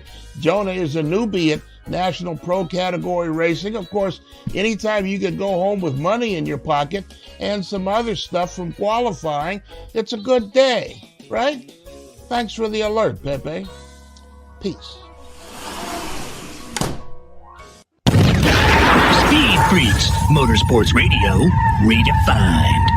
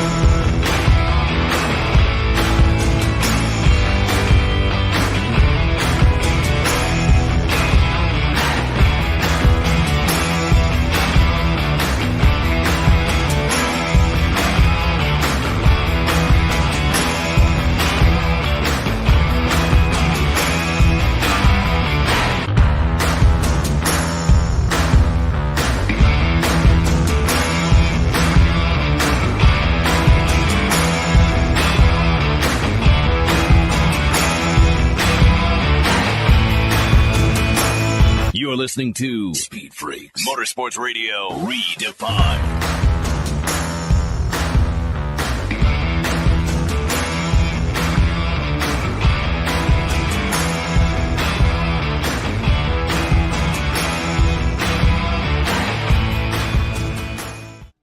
Now through October 31st, head to GeneralTire.com or SpeedFreaks.tv. Hit the General Tire logo, and you'll find out how you can save up to $100 with a Visa prepaid gift card given to you when you purchase 4 qualifying passenger or SUV tires from General Tires. It's now through the end of October. You got what? 8 days, man? Trick or treat. Bang. How about that? Tires or treat. Yeah. Tires are your treat. Yes. The $100 gift card is your treat. Damn straight it is. Go to GeneralTire.com or SpeedFreaks.tv and hit the General Tire logo. Ross Chastain has not won a championship in all of his travels. ARCA, Xfinity, Truck Series. In fact, he was running for Chip Ganassi. Chip Ganassi sold the team to Trackhouse. Prior to Chip Ganassi, he was running with Colleague Racing in Xfinity Series, ran with Nice Motorsports. But now this dude's running for a championship, and Crasher, a NASCAR Cup championship, and Crasher, you're not settled with Ross Chastain running for a championship. And why? I'm not, because of the inconsistent season that he has had. Now, clearly he's played the system well enough to be in the position that he is right now, which is second in points. And that's phenomenal. And he finished today's race second. Has he been running well recently? Yes. But this is a driver who said this exact quote not long ago. He said, look, some of the things I did throughout the summer were just not, and then he had a long pause. And then he said, looking back, I would do them different. Some of it would just be my stance after races. I would prefer it to be different. But a lot of on-track stuff, I could definitely clean up. Whoa. That's not words from a champion's mouth. And he has had his fair share of run-ins, Denny Hamlin being arguably the most visible of all of his run-ins. To me, he has not shown personality-wise or talent-wise on track that he is deserving of carrying this big trophy at the end of the season and being called your 2022 NASCAR Cup Series champion. Having said that, this is one of the reasons why we love March Madness and the NCAA tournament, in that Cinderella's come through. Mm-hmm. And if they make it to the Final Four, we're dying to see a Cinderella take home the championship. Has it happened? No. So will it happen with Ross Chastain? All I'm going to say is the chances are in his favor that it very, very well can happen. I'm not a huge fan of it, but then again, shame on me because I'm the one that cheers on the Cinderellas in March. So I'm just not buying it because if I'm using his own words against him, that's why I'm not buying it. He's cleaned up his act recently, so prove me otherwise, Ross Chastain. It's up to you now. Statman, where are you on this? I'm a huge fan. In fact, I'm just the opposite. The only people complaining are the I got to fight the urge to call them clowns because they aren't clowns. But that would be me. I'm a clown. All the old guys who say that he doesn't deserve it, and they were complaining about him all summer long and his driving, but he worked the system. He'll be one of 4 people with a chance to win the championship out of 40 guys that race every week. So yes, you got to say that he's worthy of a championship if he's got the points and he's standing in line to get it. And what they're going to do? Take it away from him if he wins it? Nope. And what they're doing, think about this. I don't think they could have done this in any other era of the Cup Series other than now, with the drastic change of this car where everybody was equal going into this season. This is Trackhouse. This is Ross Chastain. This is not an established Gibbs or Penske or Roush. Hendrick. This is Trackhouse. And they got a dude that's running for the championship. He played the system well. I'd be cool with it. I'm not a big fan of Ross. I don't know why. I don't know why I'm not a big. I should be, because you and I were on the freaking Martin Truex bandwagon when his team was officing out of freaking Colorado. Yeah, right. He won a championship. Yeah, all the Kyle Bushes and Kevin Harvicks and Denny Hamlins and all of these guys who have competed in the past and aren't keeping up with the new names that, the Ross Chastains and the Tyler Reddicks and others, Jace Briscoe and all these other guys that are said, Christopher Bell, all these other guys that are stepping up. Everybody else is watching them. So, yeah, I kind of hope, now that you mention it, I kind of hope he wins and knocks them all in the head and says, take it away from me if you're good enough, if you can catch me. Well, his PR team's kind of penises, but other than that, how do you really feel? Dang, I told what's you, up with that? Hey, what kind of plane flight did you have? Seriously, I slept in the car for 3 hours. I didn't want to pay for a freaking hotel. Well, that'll do it for you.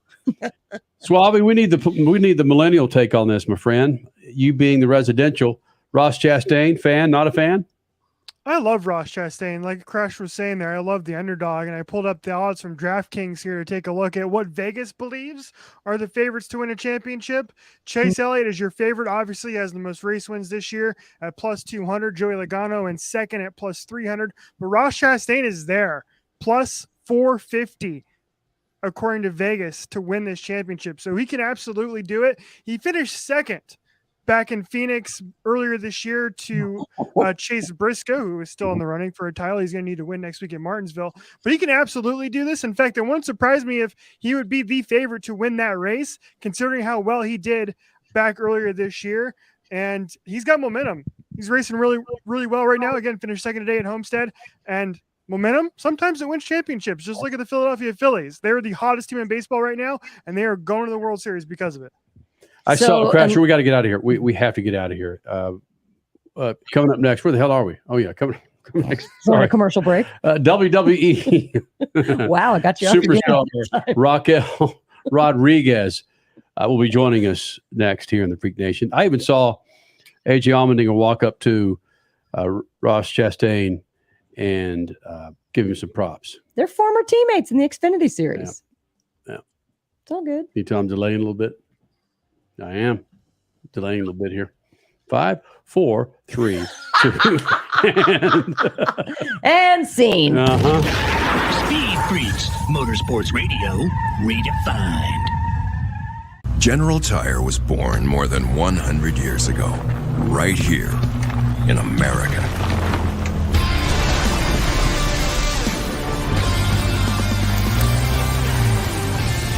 We've spent the last century tackling every kind of road this country has to offer, and especially the places without roads.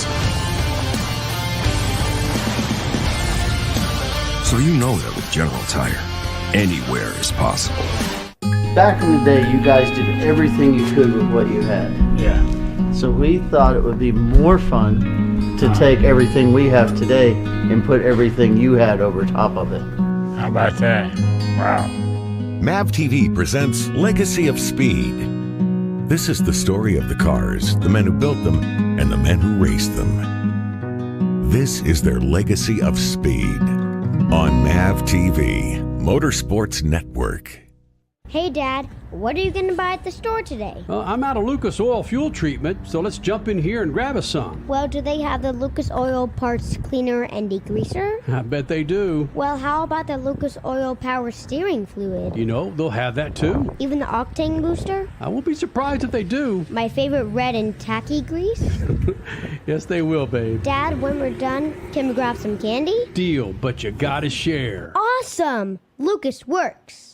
It's more than just a slogan. General Tire delivers for whatever you do. General Tire's Grabber X3 mud terrain tire offers aggressive styling and is engineered for durability with innovative performance features that are ready to carry you through extreme mud, dirt, and rock-covered terrain. For extreme traction that's ready for anything and rugged styling to match, look no further than the Grabber X3. General Tire delivers for whatever you do. Check out GeneralTire.com today. General Tire, aggressively styling the Speed Freaks since 2001.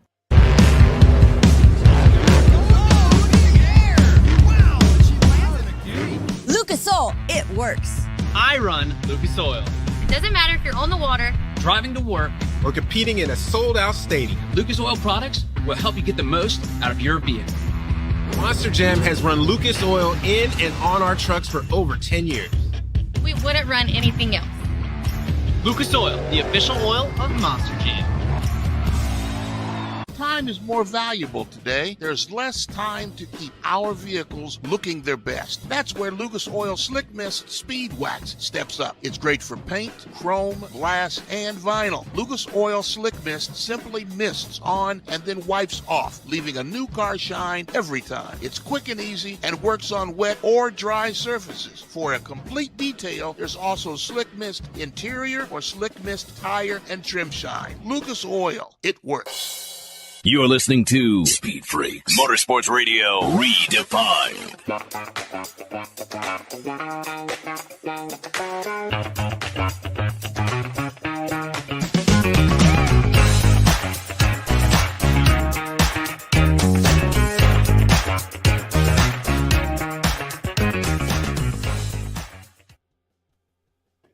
Freak Nation, do yourself a favor. Go to lucasoil.com. That's lucasoil.com and find the right product to keep your rides on the road. In fact, they might have something for the frog in my throat I have right now.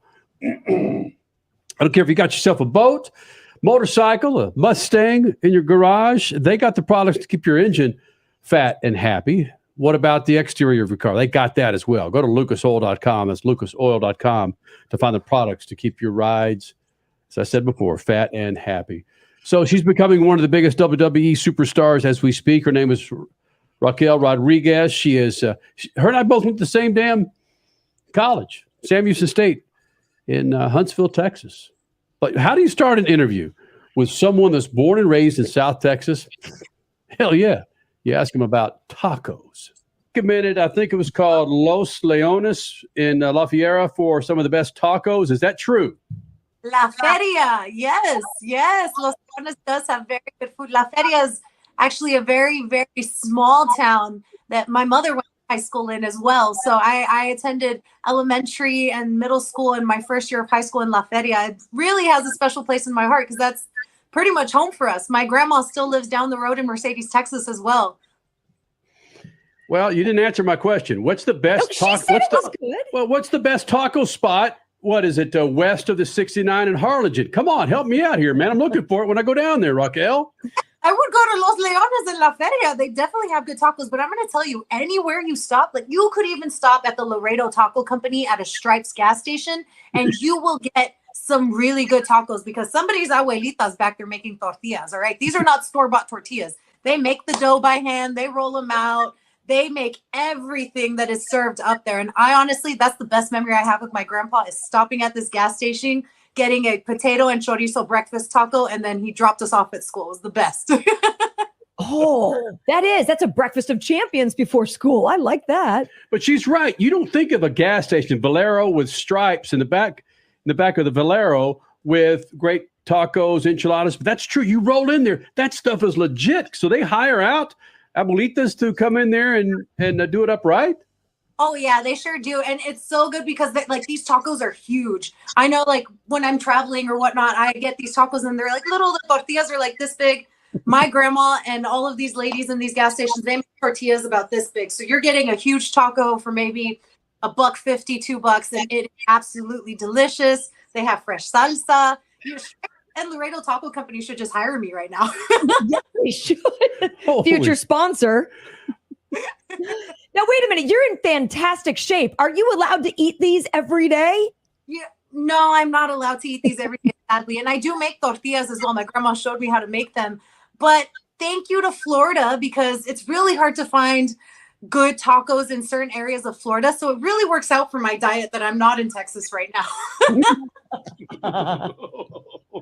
There you go. Yes. And again, on that note, when we talk to UFC athletes or wrestlers, one thing that we go to towards the end of the interview, but screw it, we're already there. Oh. What is a cheat meal for Raquel Rodriquez post match? Oh, post match.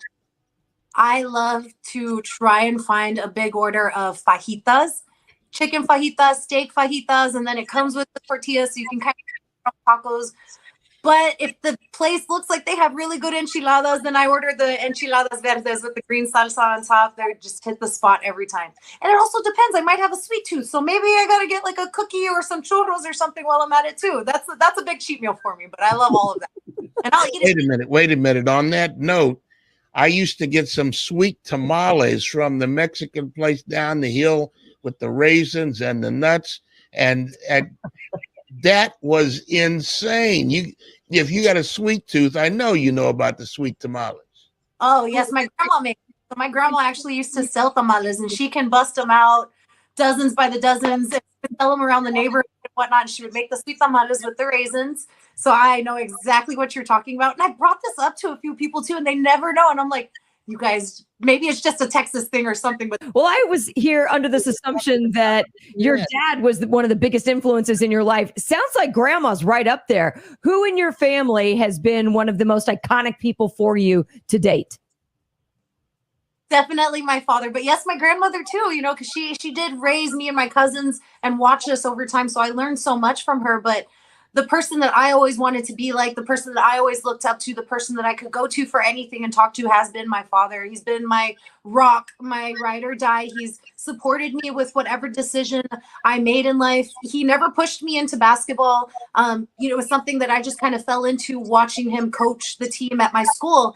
And he realized, this is something I really wanted to do. So he would take off weekends, or he'd work extra, or he'd do double shifts just to drive me 4 hours to San Antonio or Houston or Dallas, wherever we had to go to meet recruiters for college or to in these big AAU tournaments. So I've taken so much time with my dad. We've been on the road together. And even now when we go on road trips, it's like, this feels like old times when I would ride with you to your shows, or you would come with me to my basketball games. No, that's cool. Those are good memories. We're talking with Raquel Rodriquez, WWE fighter, and we were talking a little bit about basketball, though. You playing basketball in college is serious business. Were you recruited by any WNBA teams, or were you always just knowing once college is done, I'm going to go into UFC, WWE? Yes, I was always just knowing. And it was because I had this deal with my dad. I wanted to be a wrestler as a very, very small girl. And at the time, it was much different for women. So he was like very adamant about me going to college, graduating college, and getting my education. So I did that. I fell in love with basketball, which was really, really great because it was my avenue into a university and basically got me what I needed to get. So once I was able to graduate, I told my dad on that day, I said, remember when you said if I finished college, I could pursue wrestling? And of course, he knew it was coming. So he was like, yep, I know, so he just started to support me from there. And he would go with me to trainings. He would train me. He would get in the ring with me until I finally got my opportunity for a WWE tryout and made my way to NXT. So I know he's excited and proud of everything I've accomplished this far. And I know we both talk about it all the time, but it's just the beginning. So we're just elated to see what's next, You just said you were in the ring with your dad. How awkward is that? I mean, you're taking punches from your dad. You're punching your dad. Now, thankfully, my dad was more of just trying to show me a little bit of his move set, his style, stuff that I could kind of take on and make my own so that I could keep that tradition alive. So no, dad wasn't punching me or anything. Can you tell us when you got that call from WWE that we want to bring you into NXT or work you through the system to be on a bill like we're going to see Saturday night in Phoenix? When I first got the call about signing with WWE and becoming a WWE superstar, I was actually changing my oil. So I was just sitting outside, minding my own business. I get the call and I immediately broke down in tears, was so excited. I tried to keep it together on that specific phone call, but the minute we hung up, called my dad and just let it all out. And we both kind of cried together, but we were just so excited because it was like everything was just falling into place at a very fast pace. So I was absolutely just prepared to drop whatever it is I was doing in Texas and just go and put it all in. And I'm actually very proud of myself for just doing that and moving so far away from home and being able to consistently push myself in this very difficult business. But honestly, I know my dad's proud of me, and I'm just so excited to keep trying to make him prouder. I'm told you worked like 5 years in what could be considered the minor leagues of wrestling. Tell me what that's like. Is it like minor league baseball, the bus rides and the the dingy gyms and all of the craziness that, that like in the movies, you see that these guys are out there doing stupid stuff. I wouldn't say we were doing stupid stuff. We definitely didn't have too many bus rides unless we were out of the state. But being a part of NXT really helped shape me into the performer I am today, because I got to learn from so many amazing minds: Norman Smiley, Scotty Too Hottie, Robbie Brookside, Sarah Amato, Matt Bloom. And so I picked up all these different flavors of wrestling from everyone to create my own, in a sense, as well as bringing in what my father taught me. But we did have some wild card to some of the local towns in Florida.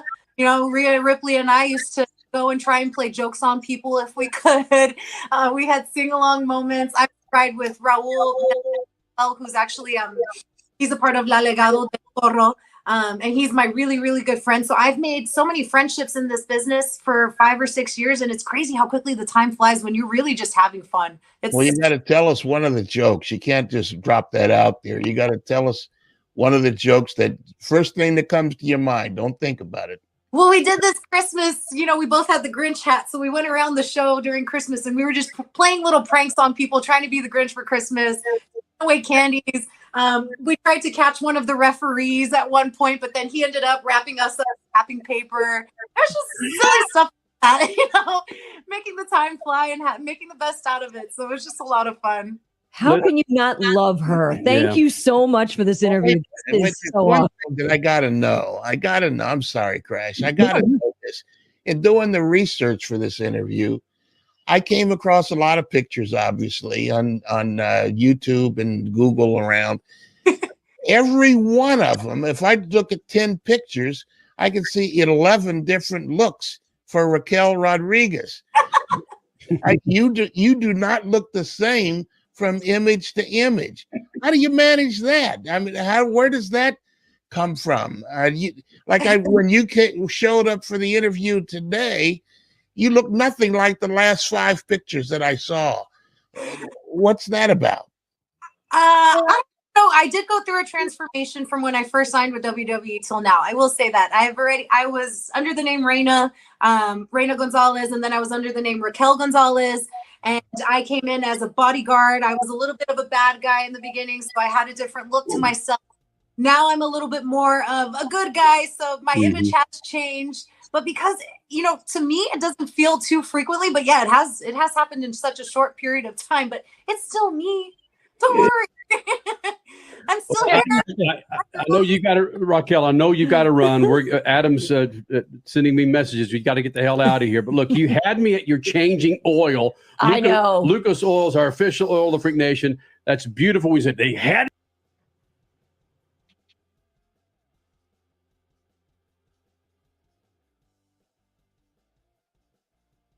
That's what happens when your interview just stops. It just stops mid-sentence. What the hell was that? My goodness, every now and then that gremlin hops its ass in there and just says, boom. Keeps on your toes. Computer. You got to get another computer, dude. That's not a computer issue, my friend. That's an editing issue. Not double checking your editing. That's the problem.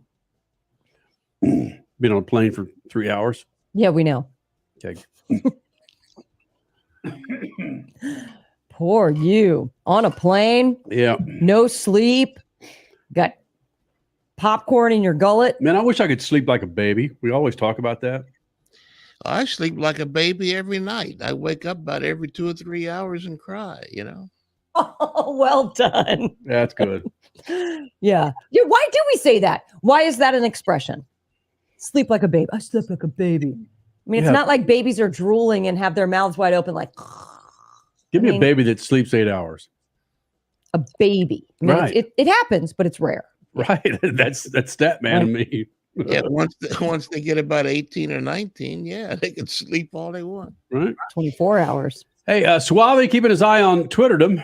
Just found out there's another story out there regarding Formula One. We'll get to that next. SpeedFreaks Pits on the Lucas Oil Studios. Speed Freaks, Motorsports Radio, redefined.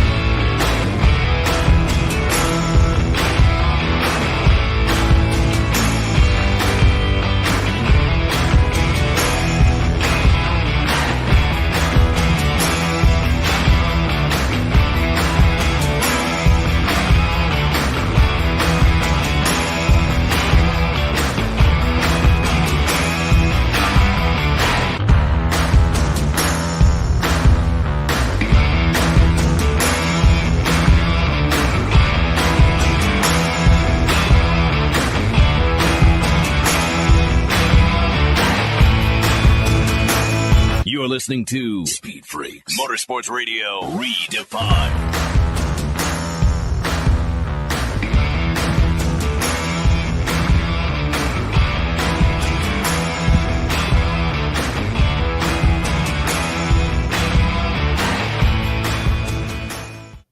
Got about 2.5 minutes here before we got to get the hell out of here. Richie, you saw the story on Twitter regarding the Alpine team in Formula One.